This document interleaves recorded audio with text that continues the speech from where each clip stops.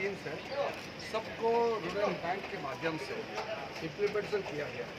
कई बेनिफिशरीज को आज हम लोग ने पैसे भी हैंड ओवर किया, चेक, और कई लोग इससे सक्सेस होकर के एम्प्लॉयमेंट क्रिएट करते हैं। तो ये जितने जो स्कीम बेनिफिशरी है वो एम्प्लॉयमेंट क्रिएटर बन गए हैं। ये लोग नौकरी नहीं मांग रहे हैं, वो लोग नौकरी बना करके और लोगों को दे रहे हैं।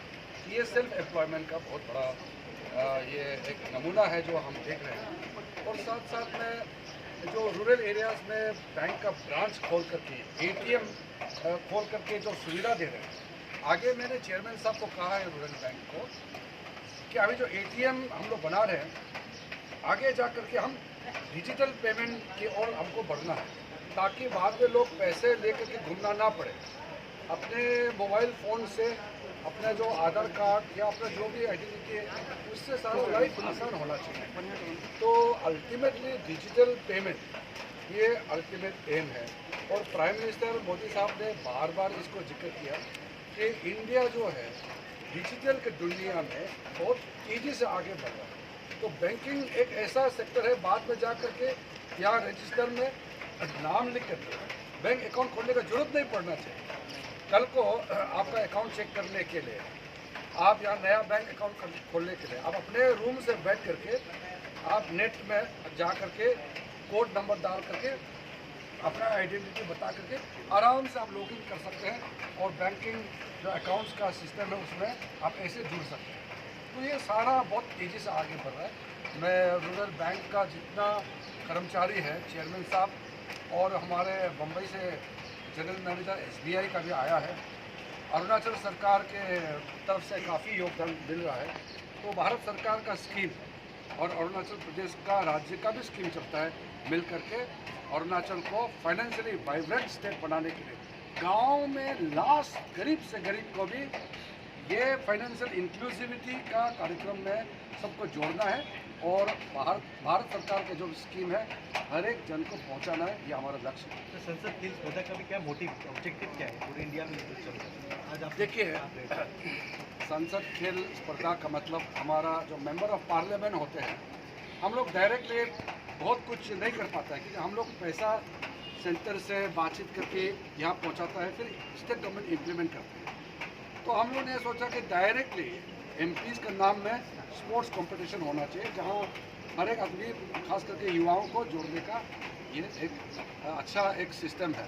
प्राइम मिनिस्टर मोदी साहब ने स्पोर्ट्स को एक अच्छा से आगे बढ़ाने के लिए खेलो इंडिया स्कीम लॉन्च किया था। खेलो इंडिया स्कीम लॉन्च करने के बाद मैं खुद इस देश का खेल मंत्री रहा।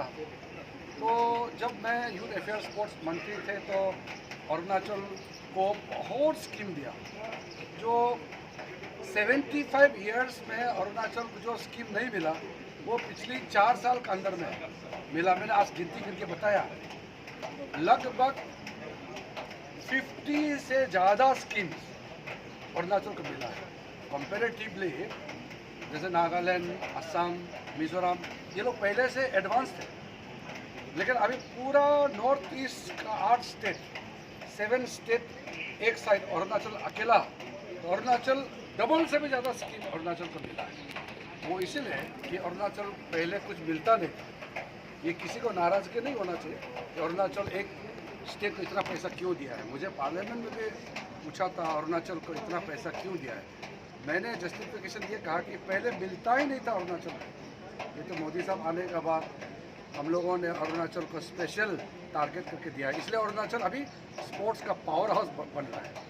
अब नॉर्थ ईस्ट में 2nd पोजीशन 3rd पोजीशन आते रहता है, एक दिन 1st पोजीशन भी आ सकता है।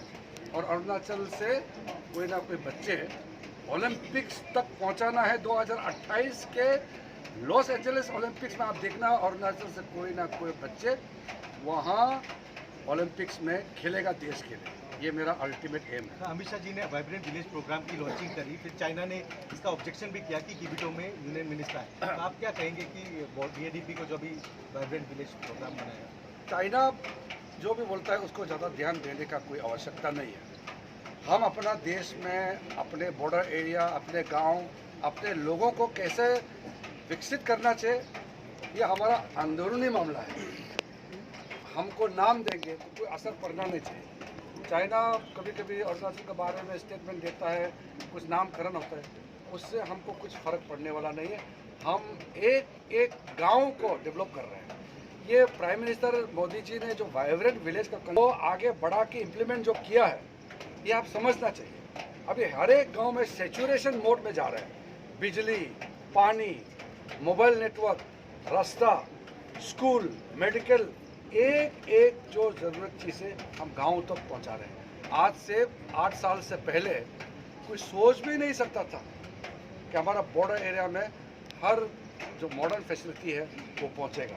अब आधा फैसिलिटी पहुंच चुका है, जो रिमेनिंग कुछ बाकी है वो अगले 1-1.5 साल में कंप्लीट किया जाएगा। सर आधार सेटिंग कैसा चल रहा है सर? आधार क्योंकि वो सेटिंग अच्छा चल रहा है। आपका एक इनिशिएटिव था, अभी क्या अपडेट है सर? आधार सीडिंग का भी हमारा जो स्टेट गवर्नमेंट का रूरल डेवलपमेंट का ऑफिशियल से मेरा जो रिपोर्ट लेते हैं तो अच्छा चल रहा है और लगभग ये कंप्लीशन स्टेज में है। सब कुछ हम लोग आधार के माध्यम से सारा चीज़ जुड़ेंगे तो डुप्लिसिटी नहीं होगा, हर चीज़ ऑथेंटिक होगा और जो भी पैसा बेनिफिशियरी के नाम से जाएगा वो उसी आदमी को मिलेगा। कोई बीच में पैसा नहीं खा सकता है। करप्शन को हटाने का सबसे बढ़िया एक तरीका यही है कि आधार सीडिंग कंप्लीट करे, जन धन जो हमारा खाता है, फिर उसके बाद में हमारा मोबाइल है, ये जैम ट्रिनिटी है।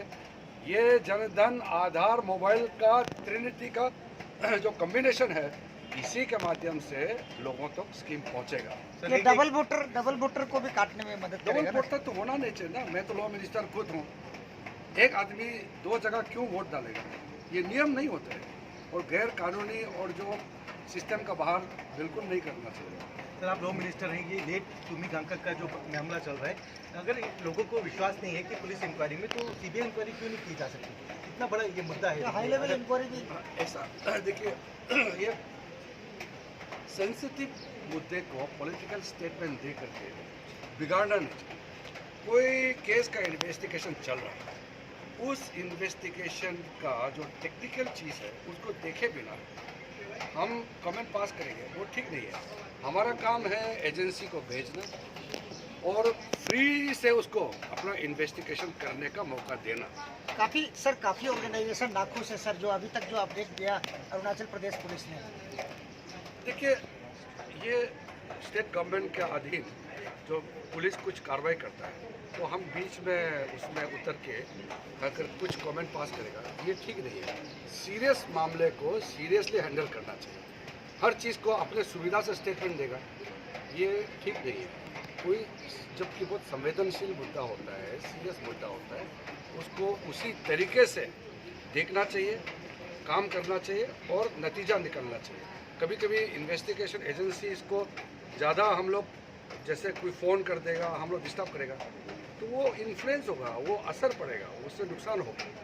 और न्याय मिलना चाहिए और अंतिम दौर तक पूरा प्रोफेशनल तरीके से जांच होना चाहिए और जो सच्चाई है उस तक पहुंचना चाहिए। कांग्रेस और टीएमसी आपके खिलाफ अभी को भी और सबको मिला। मैं इलेक्शन आप एक सांसद हैं।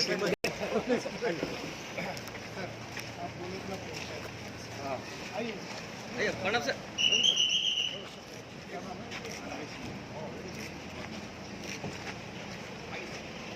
तो अभी निकल रहा है मिनट जल्द चल रहा है। हाँ, तो सबको हैप्पी बनाई गई है। Hope your stay is good.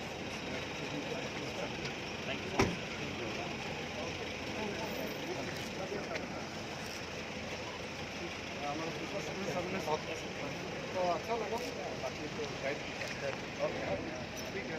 तो कैसे चल रहा है? हम ठीक है, चल रहा है और हमारा